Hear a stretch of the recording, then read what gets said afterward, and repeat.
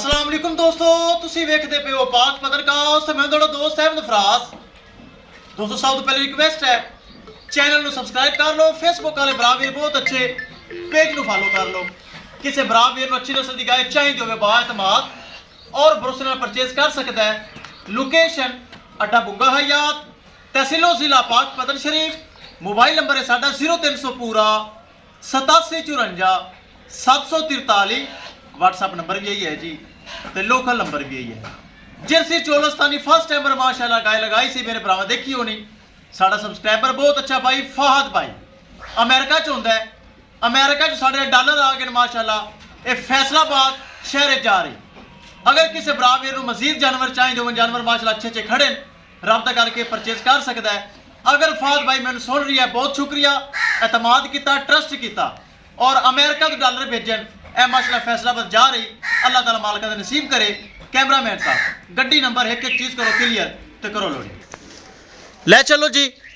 फहद भाई अमेरिका फैसलाबाद शहर जा रही। अल्लाह ताला उन्होंने नसीब करे। बहुत अच्छी चीज़ ले चलो जी माशाल्लाह, ले चलो। बहुत आला चीज़ first timer Jersey Cholistani cross गब्बन है।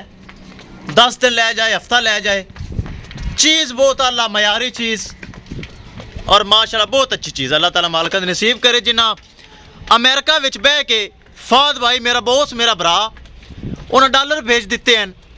ये माशाल्लाह डॉलर में सेल हो गई है। किसी मेरे भरा वीर नूं मजीद जानवर चाहिए होवे माशाल्लाह इस तो भी अच्छे अच्छे जानवर मौजूद हैं, राबता कर सकता है। राबता नंबर 0300 पूरा 8754 743। व्हाट्सएप नंबर भी यही है जी, तो लोकल नंबर भी यही है। लो जी महफूज तरीके नाल जानवर हो गया लोड। किसी मेरे भरा वीर नूं मजीद जानवर चाहिए होवे राबता करके परचेज कर सकता है।